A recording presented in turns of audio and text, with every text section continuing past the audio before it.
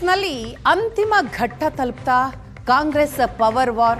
ಯಾಕಂತಂದ್ರೆ ಡಿ.ಕೆ. ಸುರೇಶ್ ಅವರು ಇವತ್ತು ಮಾತನಾಡ್ತಾ ಹೇಳಿದ್ದಾರೆ, ಕೊಟ್ಟ ಮಾತನ್ನ ತಡವಾಗಿ ಆದರೂ ಉಳಿಸಿಕೊಳ್ಳುವ ಭರವಸೆ ಇದೆ ಅಂತ. ಕೊಟ್ಟ ಮಾತು ಕುರ್ಚಿಗೆ ಪಟ್ಟು ಹೈಕಮಾಂಡ್ ನಾಯಕರಿಗೆ ನಿಜಕ್ಕೂ ಕೂಡ ಇದು ಇಕ್ಕಟ್ಟು. ದೆಹಲಿಯಲ್ಲೇ ಬೀಡು ಬಿಟ್ಟಿದ್ದಾರೆ ಡಿ.ಕೆ. ಶಿವಕುಮಾರ್. ನಿನ್ನೆ ದೆಹಲಿಗೆ ಹೋಗಿದ್ದಾರೆ ಡಿಸಿಎಂ. ಮತ್ತೊಂದು ಕಡೆ ಡಿ.ಕೆ. ಸುರೇಶ್ ಅವರು ಕೊಟ್ಟ ಮಾತನ್ನ ನೆನಪಿಸಿದ್ದಾರೆ. ಕುರ್ಚಿ ಕದನದಲ್ಲಿ ಸಿಎಂಗೆ ಕೊಟ್ಟ ಮಾತು ನೆನಪಿಸಿದ್ದಾರೆ ಡಿಸಿಎಂ ಅವರ ಸಹೋದರ ಡಿ.ಕೆ. ಸುರೇಶ್. ನಿಧಾನವಾದರೂ ಸಿಎಂ ಕೊಟ್ಟ ಮಾತು ಉಳಿಸಿಕೊಳ್ಳುವ ವಿಶ್ವಾಸವಿದೆ, ನನಗೆ ಈಗಲೂ ಭರವಸೆ ಇದೆ ಅಂತ ಮಾಜಿ ಸಂಸದ ಡಿ.ಕೆ. ಸುರೇಶ್ ಅವರು ಮಾತನಾಡಿದ್ದಾರೆ. ಡಿ.ಕೆ. ಸುರೇಶ್ ಹೇಳಿಕೆಯ ಬಗ್ಗೆ ಪ್ರಶ್ನೆ ಕೇಳಿದ್ದಕ್ಕೆ ಮತ್ತೊಂದು ಕಡೆ ಸಿಎಂ ಸಿದ್ದರಾಮಯ್ಯನವರು ಗರಂ ಆದರು. ಪದೇ ಪದೇ ಯಾಕೆ ನೀವು ನಾಯಕತ್ವ ಬದಲಾವಣೆಯ ಬಗ್ಗೆ ಕೇಳ್ತೀರಿ? 3 ತಿಂಗಳಿನಿಂದ ಕೇಳ್ತಾ ಇದ್ದೀರಿ. ಯಾರನ್ನು ಈ ಬಗ್ಗೆ ಪ್ರಶ್ನೆ ಕೇಳಬೇಡಿ, ಹೈಕಮಾಂಡ್ ನಿರ್ಧಾರವೇ ಅಂತಿಮ ಅಂತ ಎಷ್ಟು ಸಲ ಹೇಳಬೇಕು?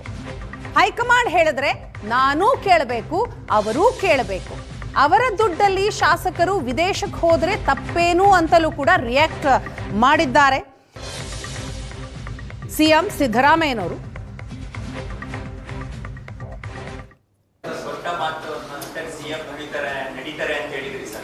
ಇವತ್ತು ನನಗೆ ಭರವಸೆ ಇದೆ, ನಿಧಾನ ಆದರೂ ಕೂಡ ಕೊಟ್ಟ ಮಾತನ್ನ ಉಳಿಸ್ಕೊಳ್ತಾರೆ ಅಂತಕ್ಕಂಥ ಭರವಸೆ ನನಗಿದೆ.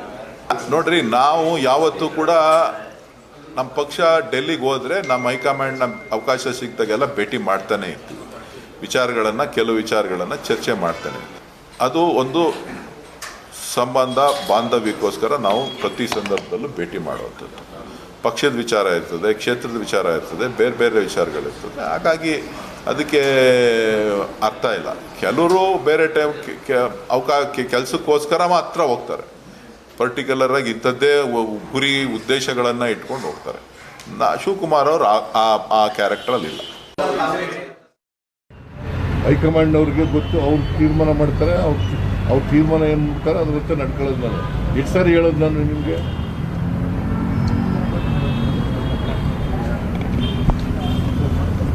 ಯಾರನ್ನು ಕೇಳಕ್ ಹೋಗ್ಬಿಡಿ. ಇನ್ನು ಹೈಕಮಾಂಡ್ ಏನು ತೀರ್ಮಾನ ಮಾಡ್ತದೆ ಅದರಂತೆ ನಡ್ಕೊಳ್ಳೋದು.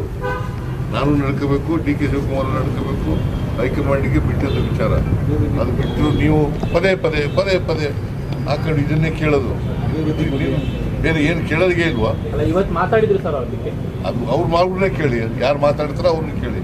ನನಗೆ ಯಾಕೆ ಕೇಳಕ್ಕೆ ಹೋಗ್ತೀನಿ? ನಾನು ಹೈಕಮಾಂಡು ಏನು ಹೇಳ್ತಾರೆ ಹಂಗೆ ಕೇಳೋದು.